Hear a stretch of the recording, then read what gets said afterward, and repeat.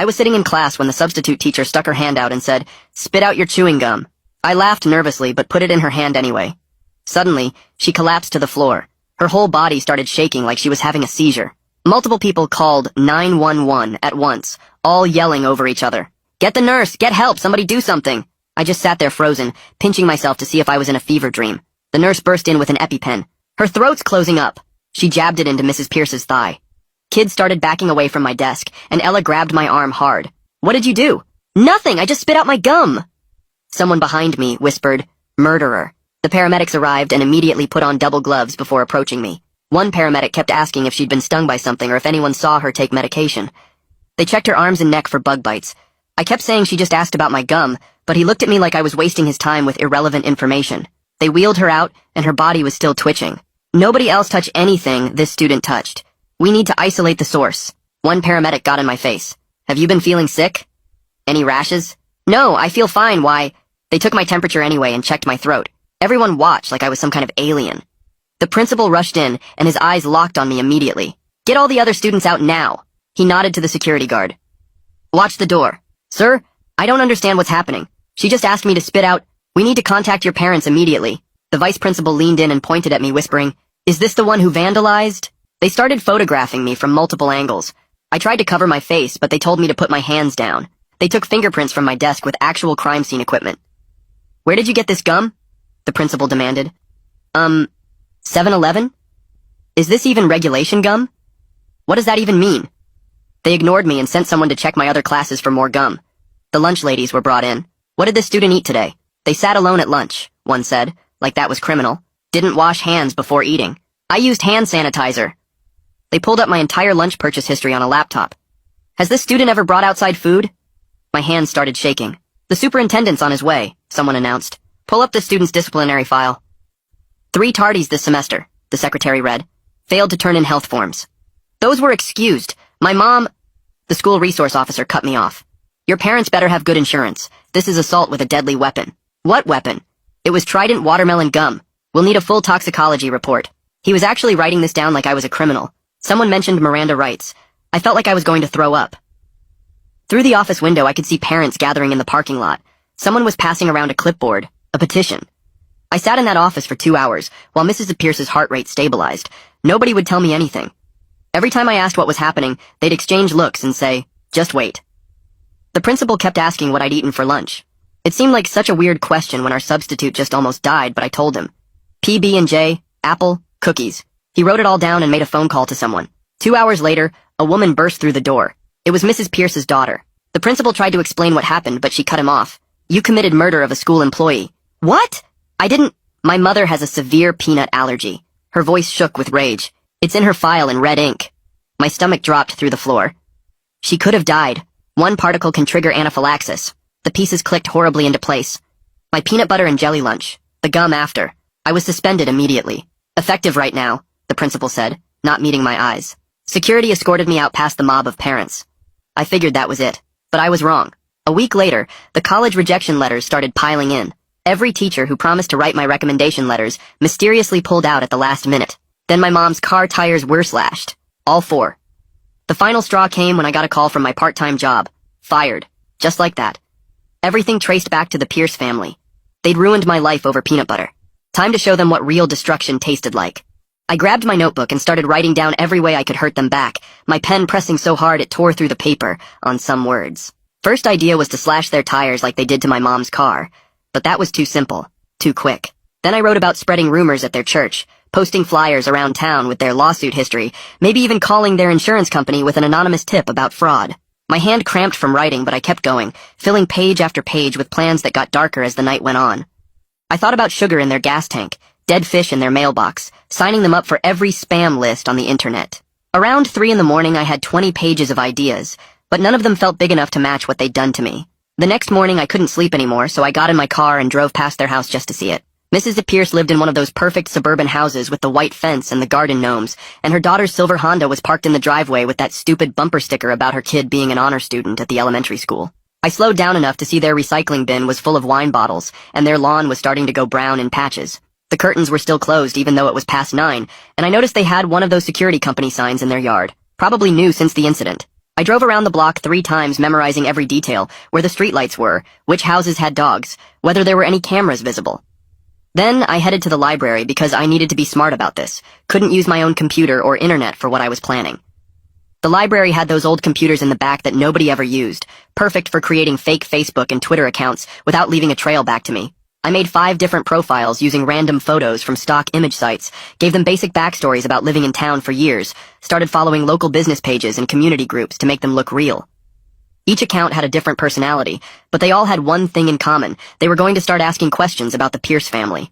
My first posts were careful, nothing too obvious, just innocent questions in the town Facebook group about whether anyone else had noticed how the Pierce family always seemed to get their way with the school board.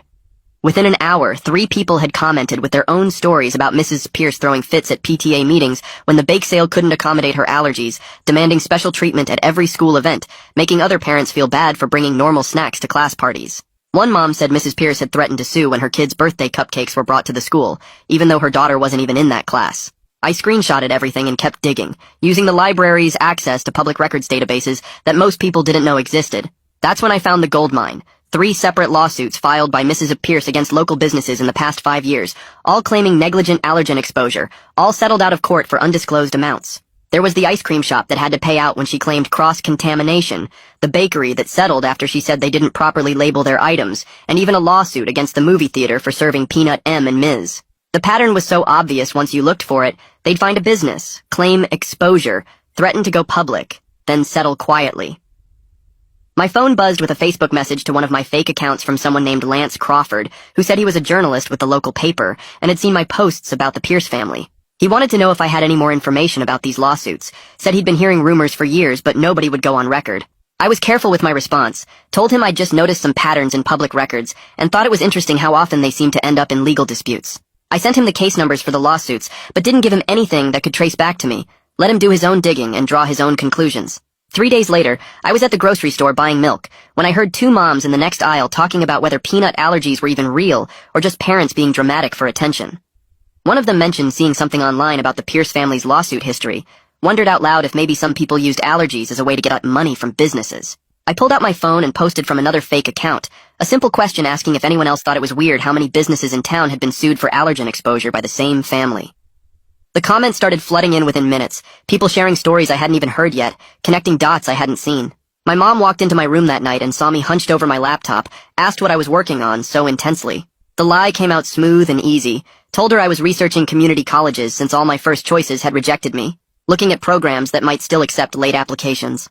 She rubbed my shoulder and said she was proud of me for not giving up, that the Pierce family couldn't keep me down forever and I felt sick about lying, but also weirdly proud of how good I'd gotten at it. My phone lit up with a text from Ella, saying she'd been thinking about what happened and something didn't feel right about the whole thing. She wanted to meet at the coffee shop tomorrow to talk, said she had some things she wanted to tell me about what she'd heard after I was suspended. Part of me thought it might be a trap, maybe the Pierce family sending her to get information about what I was doing, but another part hoped maybe she was starting to see the truth. I texted back that I'd meet her at 2 o'clock, already planning my escape routes in case things went bad. The next day, I got to the coffee shop early and sat where I could see both exits, watched Ella walk in looking nervous and guilty. She sat down across from me, and immediately started apologizing for grabbing my arm that day, said she'd been caught up in the panic and didn't think straight. She told me she'd been noticing things since then, how the Pierce family seemed to have a lot of power in town, how Mrs. Pierce's daughter had bragged about getting me fired from my job, how the whole thing felt planned, somehow. I pulled out my phone to show her the fake accounts I'd been using, but then stopped myself because trusting anyone felt dangerous now. She leaned closer and whispered that Lance Crawford from the local paper had been asking questions around school about the Pierce family. My heart started racing, because that meant my posts were actually working. 2 days later, I was scrolling through Facebook when I saw it, Lance's article with the headline asking why one family had filed so many allergen lawsuits against local businesses. The comment section went crazy within minutes, with people sharing stories about Mrs. Pierce screaming at the bakery owner last year and her daughter threatening to sue the ice cream shop.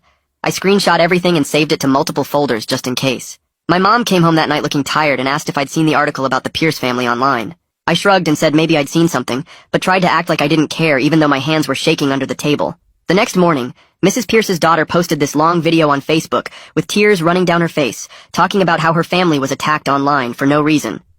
She wore this white shirt that made her look innocent and kept wiping her eyes with tissues while saying they were just trying to protect her mom's health. People in the comments started defending her and calling whoever started the rumors a monster. Some lady named Karen wrote that she hoped they found who was behind the hate campaign and pressed charges. I felt sick watching everyone buy her act when she'd literally destroyed my whole future over an accident. That night, I stayed up until 3 making a new email account and sent Lance all my college rejection letters with the dates circled in red. I included screenshots of my termination email from work and made sure to highlight how everything happened right after the gum incident. I didn't sign it or give any hints about who I was, but I knew he'd connect the dots. 3 days later, Lance published another article mentioning the strange timing of a local student losing college opportunities right after the substitute teacher incident. He was careful not to accuse anyone directly, but he included a timeline that made it pretty obvious what had happened. The Pierce family supporters started fighting with people who thought something fishy was going on, and the whole town Facebook page turned into a war zone. I was eating breakfast when the phone rang and my mom answered looking confused. She covered the phone and mouthed that it was the principal, then her face went white as she listened. After she hung up, she sat down across from me and said the principal had warned her about inflammatory online activity that could result in legal action against our family. She asked if I knew anything about it, and I said no, while my stomach twisted into knots. The principal couldn't prove anything, but the threat was clear: back off, or they'd come after us even harder. That afternoon, I texted Ella, asking if she'd heard any news from the school, since I wasn't allowed back. She replied that her friend who worked in the office said Mrs. Pierce was scheduled to start substitute teaching again next week. The thought of her walking those halls teaching other kids while I was banned made my blood boil, so hot I thought my head would explode. I spent the rest of the day pacing my room and punching my pillow, because the rage had to go somewhere or I'd lose my mind. Around midnight, I grabbed my dad's old hoodie and drove to the school with a can of spray paint I'd bought weeks ago for an art project. The parking lot was empty and dark with just one security light flickering near the main entrance. My hands shook as I sprayed "allergic to accountability" in huge red letters on the wall where everyone would see it when they arrived. It was stupid and reckless, but seeing those words on that wall felt better than anything had felt in weeks. I drove home with my heart pounding and threw the spray paint can in a dumpster behind the grocery store. The next morning, my phone blew up with texts from people sending me screenshots of the vandalism all over Facebook. The security footage showed a figure in a dark hoodie, but you couldn't see the face or license plate clearly. The principal called an emergency assembly about vandalism and consequences, according to Ella, who texted me updates throughout the day. She said he looked directly at her when he talked about how anyone with information should come forward immediately. Parents started posting about how the school wasn't safe anymore and demanding better security cameras. Some people thought it was funny and true, while others called it criminal property damage that proved someone was out of control. I stayed off social media that whole day and helped my mom clean the house to keep my mind busy. That evening, I got an email from someone named Nadine Vasquez saying she was a lawyer who'd read Lance's articles. She said she believed I might have a case for defamation and intentional infliction of emotional distress against the Pierce family. She offered to represent me pro bono because she'd dealt with them before in another case and knew their tactics. I Googled her and found she was legit with good reviews and an office downtown. We set up a meeting for the next day at a coffee shop on the other side of town where nobody would recognize us. She showed up wearing a business suit and shook my hand firmly before pulling out a legal pad. I told her everything from the beginning: the gum incident, the suspension, the college rejections, my mom's tires, losing my job, all of it. She took notes the whole time and asked specific questions about dates and documentation. When I finished, she looked me straight in the eye and said we had a strong case, but warned that going legal meant everything would become public. She paused and added that any revenge activities I might have engaged in could complicate things if they came to light. I nodded and tried to keep my face neutral, even though my mind was racing about the spray paint. We agreed to move forward, and she said she'd start preparing the paperwork immediately. 2 days later, I was home alone when I heard a car pull into our driveway. I looked out the window and saw Mrs. Pierce's daughter getting out of her BMW and marching toward our front door. I grabbed my phone and started recording before she even knocked. She pounded on the door, yelling that she knew I was home and we needed to talk right now. I opened the door but stayed behind the screen while keeping my phone recording in my pocket. She pointed her finger at me and said I needed to stop the harassment campaign immediately, or things would get much worse for me and my family. Her face was red, and she kept stepping closer to the door like she might try to come inside. I asked her to leave, but she kept going, saying her mom almost died because of me, and I was lucky they hadn't pressed criminal charges yet. She said they had connections everywhere in town and could make sure I never got into any college or got another job.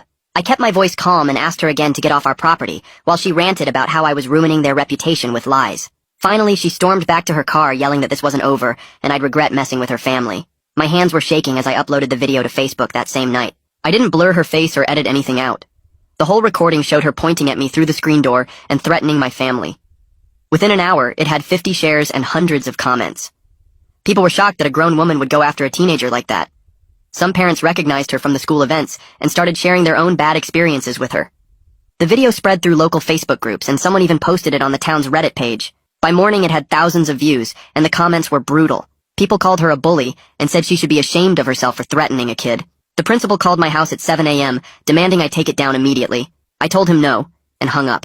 2 days later, a process server knocked on our door with legal papers. The Pierce family was filing for a restraining order, claiming I was running a harassment campaign against them. The paperwork said I was causing them emotional distress and damaging their reputation. My mom read through it and laughed at the part where they claimed to be victims. We had to appear in court the following week. Nadine met us at the courthouse wearing a sharp black suit and carrying a thick folder of evidence. She'd organized everything perfectly with tabs and labels. The timeline of my college rejections matched exactly with when the Pierce family started their campaign. She had screenshots of the job termination email that came right after the incident.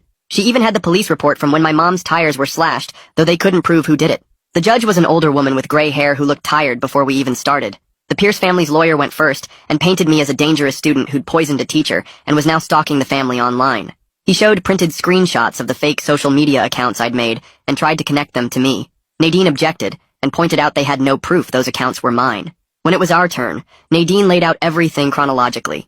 She showed how the college rejection started immediately after the suspension. She had emails from my former boss saying he'd been pressured to fire me. She presented the threatening video I'd recorded of the daughter at our house. The judge watched it twice and frowned at the Pierce family's lawyer. After 2 hours of arguments, the judge granted a mutual restraining order, meaning neither side could contact the other. She said both families needed to move on and warned that any violations would result in criminal charges. Outside the courthouse, Nadine told me this was actually good for us because it protected me from further retaliation. That afternoon, Lance called me with huge news. He'd been digging through school records using a Freedom of Information request and found something incredible. The substitute teacher database showed Mrs. Pierce's allergy information was updated 3 days after the incident. The original file from when she first registered as a substitute had no allergy warnings at all. The famous red ink warning wasn't there until after she'd already collapsed in my classroom. Lance had copies of both versions with timestamps proving the change. He was writing an article about it for tomorrow's paper. Nadine practically ran to her car when I told her. She spent the rest of the day preparing our lawsuit against the Pierce family and the school district. The complaint was 40 pages long and alleged negligence on the school's part for not having proper allergy protocols.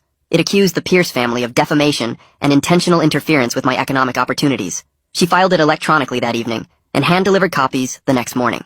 The school board called an emergency meeting for that Thursday night. The auditorium was packed with angry parents on both sides. Some supported the Pierce family and said the school needed better safety measures. Others thought the whole thing was blown out of proportion and the school had overreacted. One dad stood up and said if peanut residue was really that dangerous, then the school should ban all peanut products immediately. Another parent pointed out that would punish hundreds of kids for one incident. The arguing got so loud the board president had to call for order 3 times. They voted to table the discussion until their lawyers could review our lawsuit. Meanwhile, things were shifting in town. The daughter's best friend posted on Instagram that she couldn't support someone who would destroy a teenager's future over an accident. She said she'd seen the daughter's vindictive side before, but this was too much. Other people started distancing themselves too. The daughter's book club disbanded when half the members stopped showing up. Her yoga instructor asked her to find a different studio. Even the grocery store clerk who'd always been friendly started avoiding eye contact. Then something amazing happened. I got a voicemail from the admissions office at State University saying they were reconsidering my application. They'd received new information about my suspension and wanted to schedule a phone interview. It wasn't a guarantee, but it was the first good news I'd had in weeks. My mom cried when I played the message for her. The next day, the Pierce family's lawyer called Nadine with a settlement offer. They would pay for my entire college education if I dropped the lawsuit and signed an NDA preventing me from ever discussing the incident publicly. Nadine said it was a decent offer financially, but warned that taking it meant they'd never admit wrongdoing. She said I should think about whether the money was worth letting them escape accountability. I spent hours going back and forth about what to do. That same week, my mom's boss called her into his office. He apologized for cutting her hours after the incident and admitted he'd been influenced by the gossip around town. He offered her extra shifts to make up for the lost income and gave her a small raise. He said he'd been wrong to take sides without knowing the full story. Mom accepted his apology, but I could tell she didn't fully trust him anymore. The whole town was choosing sides now, and relationships that had lasted years were falling apart over this mess. 3 days later, my phone rang at 6 in the morning with Nadine's number showing up. She told me to check the news immediately because something happened at the Pierce house overnight. I pulled up the local news site and there it was. A photo of their front porch with a plastic bag sitting by the door. The article said someone left peanuts with a note that said Karma has allergies too, and the family was treating it as a threat. The cops were already at my house by 7 asking where I was last night. I showed them my work schedule and the security footage from my job that proved I was there until midnight. They still acted like I was guilty and said the Pierce family wanted to press charges for harassment. Nadine showed up while they were still questioning me and told them to leave unless they had actual evidence. The whole thing made me look worse even though I had nothing to do with it. 2 weeks later, Ella got called in for her deposition about the original incident. Nadine let me sit in the room while she testified, and I couldn't believe what I was hearing. Ella admitted she grabbed my arm that day because everyone else was freaking out, and she got caught up in the panic. She said looking back she realized I was just as confused as everyone else, and she felt bad for immediately blaming me. Her testimony was recorded, and Nadine said it would help our case since Ella was one of the first people to accuse me. The school board met again the following week, and finally did something useful. They announced new rules for substitute teachers that required them to submit verified medical documentation about any allergies before they could start working. The principal sent out an email saying this would prevent future incidents, and I wanted to scream that it was too late for me. It was a tiny victory, but at least they admitted their system was broken. Then, I heard through the grapevine that Mrs. M. Pierce was coming back to work, but not at the high school. They assigned her to the elementary school instead, which seemed insane to me. Parents started complaining immediately because little kids eat peanut butter all the time and can't be expected to wash their hands perfectly. The PTA had an emergency meeting where people argued about whether someone that allergic should be around kindergartners at all. My mom came home from the grocery store saying she overheard two moms saying Mrs. Pierce was putting herself in danger on purpose for attention. The anger I'd been carrying around was eating me alive, so I finally agreed to see a therapist. My mom found someone who took our insurance, and I went to my first appointment feeling stupid about the whole thing.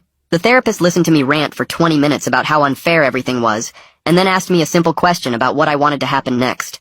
I realized I'd been so focused on revenge fantasies that I wasn't thinking about my actual future. She helped me see that staying angry was keeping me stuck in that classroom where Mrs. Pierce collapsed. We made a plan to work through the trauma, but I still left feeling raw and exhausted. A month later came the worst part, my deposition with the Pierce family's lawyer. Nadine spent hours preparing me, going over every possible question they might ask. The lawyer was this older guy who kept trying to get me to admit I'd vandalized the school or made the online posts about them. I stuck to the truth, that I was angry, but didn't do those things, and he kept pushing and pushing. Nadine objected to half his questions, and we took 5 breaks because I was getting too upset. The whole thing took 6 hours, and by the end I felt like I'd been hit by a truck. Lance called me the next week saying his investigation was ready to publish. He'd found 3 other families who had similar experiences with the Pierces, using the allergy to get money or destroy people who crossed them. One family had their small business shut down after Mrs. Pierce claimed they didn't take her allergy seriously at a catered event. Another family's kid got expelled from private school after accidentally bringing trail mix near her. The pattern was clear, and Lance had all the documentation to prove it. The article came out on a Sunday, and by Monday morning it had been shared over 1,000 times. People were finally seeing what I'd been saying all along. The school district's lawyers contacted Nadine that same week with a settlement offer. They would clear my disciplinary record completely and write a letter to all the colleges explaining that my suspension was an overreaction to a medical emergency. They also offered a small cash settlement for the damage to my education. Nadine said it wasn't everything we wanted, but it would help fix my college applications. I wanted them to admit more fault, but she reminded me that getting my record cleared was the most important thing. We were still negotiating when the next disaster happened. Mrs. Pierce had another allergic reaction at the elementary school when a 5-year-old hugged her after lunch. The kid had eaten a peanut butter sandwich and hadn't washed his hands. This time people weren't as sympathetic, because everyone was asking why she kept putting herself in these situations. The parents at the elementary school started a petition to have her transferred somewhere else. My old boss from my part-time job called that afternoon. He said he'd read Lance's article and realized he'd been pressured by the Pierce family's threats about lawsuits. He offered me my job back with all the back pay I'd missed. I needed the money for college, so I said yes, but I couldn't shake the feeling that he was just covering his own ass. The trust between us was completely gone, and going back to work. There felt like admitting defeat somehow. 3 weeks later, we were all sitting in a conference room at some law office downtown for the mediation. The room had this huge table, and everyone looked uncomfortable being there. Mrs. Pierce sat across from me with her daughter right next to her, and their lawyer on the other side. Nadine had warned me this would be tough, but I wasn't ready for what happened next. About an hour into going over all the documents and evidence, Mrs. Pierce just started crying. Not quiet tears either, but full-on sobbing while her daughter tried to shush her. "I never wanted any of this to happen," she kept saying between sobs. Her daughter grabbed her arm hard and told her to stop talking, but Mrs. Pierce kept going anyway. "This whole thing got out of control, and I'm so sorry." Her daughter's face turned red, and she whispered something harsh that made Mrs. Pierce stop talking completely. The mediator called for a break, and that's when I realized who was really running this whole revenge campaign against me. During the break, Nadine pulled me aside to show me something on her laptop. She'd been digging into court records from other states and found 3 different lawsuits filed by Mrs. Pierce's daughter in the past 5 years. Each one was for harassment or defamation against people who'd supposedly wronged her mother. The pattern was so obvious once you saw it all laid out. They'd move to a new town, find someone to target when something went wrong, get money through threats or lawsuits, then move again. One family in Ohio had their bakery almost shut down after Mrs. Pierce claimed they didn't take her allergy seriously. Another case in Michigan involved a teacher who got fired after accidentally bringing almonds to a staff meeting. Nadine had printed everything out, and when we went back into the mediation room, she slid the papers across the table. Their lawyer's face went white when he saw it all. The mediator spent the next 2 hours going through everything, and finally said what we all knew was coming. He recommended the Pierce family pay for my college costs, plus damages for the lost job and other stuff, but they wouldn't have to admit they did anything wrong legally. It made me so mad that they could destroy my life and just write a check to make it go away. Nadine squeezed my hand under the table and reminded me that going to trial would take years and might not end any better. The meeting ended with them saying they needed time to think about it. I spent the next 4 days barely sleeping and going back and forth about what to do. My mom sat with me at the kitchen table going through all the pros and cons over and over. She kept reminding me that my future was more important than making them admit what they did. "You can rebuild your life with that money," she said. "Or you can spend years fighting and maybe get nothing." She was right, but it still felt wrong to let them buy their way out of this. On the 5th day, Nadine called to say they'd agreed to the settlement but wanted a full NDA, so I could never talk about what happened. That was their final offer, and if we didn't take it, they'd fight us in court forever. I told Nadine, absolutely not. If I took their money, I at least wanted people to know the basic facts about what really happened. We went back and forth for another week with lawyers arguing about every little detail. Finally, their lawyer admitted that going to trial would be worse for them because all the evidence about their past lawsuits would become public record. They agreed to the settlement with no NDA on the basic facts, just couldn't share the settlement amount or their personal information. The check came through 2 weeks later, and when I saw the amount, I actually felt sick. It was enough for 4 years of college, plus living expenses, plus extra for all the damage they'd caused. My mom cried when she deposited it, because she'd been so worried about how we'd pay for college after everything that happened. The money sat in that account feeling dirty, like I'd sold out somehow, but it was also my only chance at the future they'd tried to steal from me. A week after that, 2 of the colleges that had rejected me sent new letters. The school district had finally sent out their letter explaining that my suspension was an overreaction to a medical emergency and shouldn't be held against me. One was my dream school 3 states away, and the other was local. I picked the one farthest from this town without even thinking twice. I needed to go somewhere nobody knew this story, where I could just be a normal college student instead of the kid who almost killed a teacher with peanut butter. The same day I accepted the college offer, Mrs. Pierce's daughter posted another video online trying to play victim one last time. She talked about how her family was persecuted and forced to pay money they didn't have, but this time the comment section destroyed her. People had seen Lance's articles and knew about their history of lawsuits. Someone posted screenshots of the other families they'd targeted. Another person found records showing they weren't poor at all, but had plenty of money from all their previous settlements. Within 3 hours, she deleted the video, but screenshots were everywhere. 2 days later, she posted that they were moving to another state for a fresh start because of all the harassment they'd faced here. Good riddance. Graduation day came faster than expected, and the principal had called to say I was allowed to walk with my class despite everything. My mom helped me iron my cap and gown the night before, and we didn't talk about how different this day was supposed to be. When they called my name, some people clapped while others stayed silent.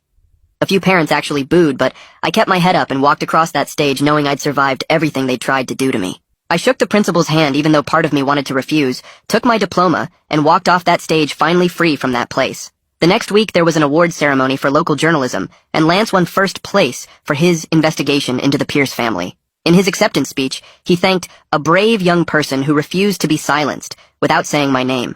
He held up that award and said sometimes the truth takes time to come out, but it always finds a way. I watched the live stream from my room while packing for college and actually smiled for the first time in months. The next morning my mom and I took the settlement check to the auto shop to finally fix her car the right way. The mechanic showed us the damage from the slashed tires and said whoever did it used a box cutter based on the cut patterns. My mom didn't say anything about it, but I saw her jaw tighten when she signed the repair order. We used part of the settlement money, and she kept the receipt in a folder she labeled evidence, even though we both knew we'd never need it again. That same week, Ella started texting me and asked if I wanted to grab coffee after school. I met her at the Starbucks near campus, and she told me how watching me fight back against the Pierce family made her realize she'd been letting people walk all over her too. She'd finally reported the girls who'd been stealing her lunch money since freshman year, and they got suspended. We started hanging out more, and she helped me pack for college while telling me about her own plans to study nursing. She said that day in class when Mrs. Pierce collapsed, taught her she wanted to help people in medical emergencies, instead of just standing there frozen. I drove past the Pierce house one afternoon and saw the for sale sign had been up, so long it was starting to fade. The realtor told my mom at the grocery store that nobody wanted to buy it after everything that happened. People in town called them the lawsuit family now, and nobody wanted that bad energy in their house. I spent 3 days writing my college essay about the whole mess and how it taught me that injustice can happen to anyone, but fighting back matters more than winning. The admissions counselor emailed me later, saying it was one of the strongest essays she'd read that year, and it showed real character growth. A letter came from Mrs. Pierce 2 weeks before graduation, and I could tell her lawyer wrote it because it used words like regrettable incident and unintended consequences. She said she was sorry for how things escalated, but never actually admitted they went too far. I kept the letter in my desk drawer as a reminder that some people will never really take responsibility. The school sent out an email about new mandatory allergy training for all staff and students starting next year. Kids started calling it the Pierce Protocol when teachers weren't around, but nobody said it to their faces. They made everyone watch a video about cross-contamination and how to use an EpiPen, and the principal announced zero tolerance for food bullying. My last week in town, I had to drive past their house to get to the bank and saw a moving truck in the driveway. Workers were loading boxes and furniture, while Mrs. Pierce stood on the lawn directing them. I didn't feel happy or sad or angry, just empty where all that rage used to live. 3 months later, I was at freshman orientation, listening to the residence life coordinator talk about roommate agreements. Nobody knew who I was or what happened, and I liked it that way.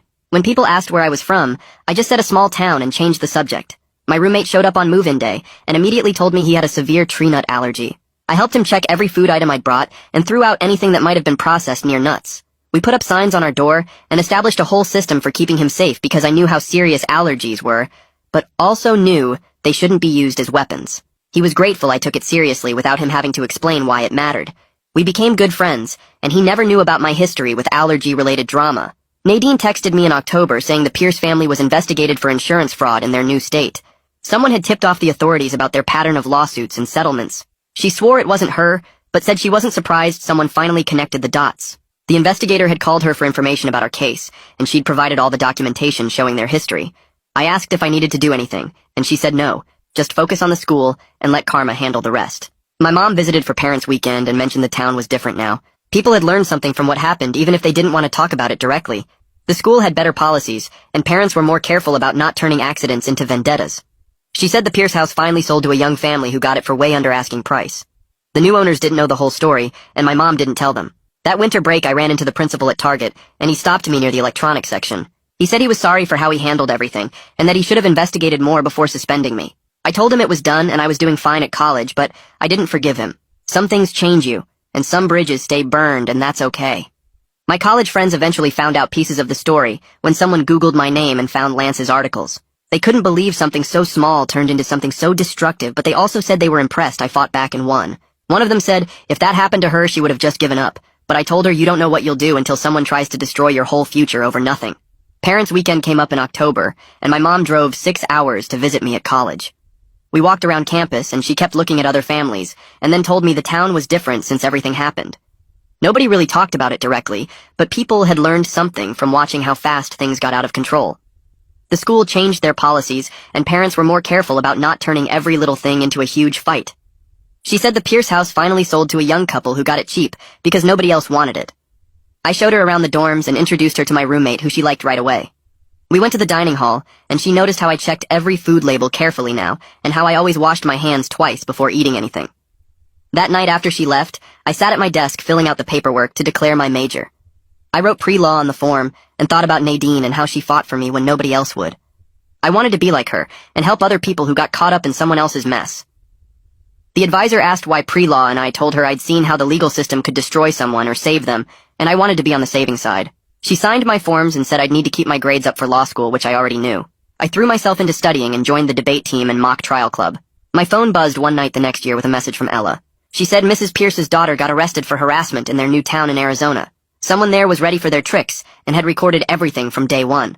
The woman had tried the same thing with another family, but this time, the police weren't buying it. Ella sent me the news article, and I read it 3 times before I believed it was real. The pattern had continued, but finally someone stopped them. I didn't feel happy exactly, but more like the universe had finally balanced itself out. Second semester, I joined the legal aid clinic on campus that helps students with disciplinary problems.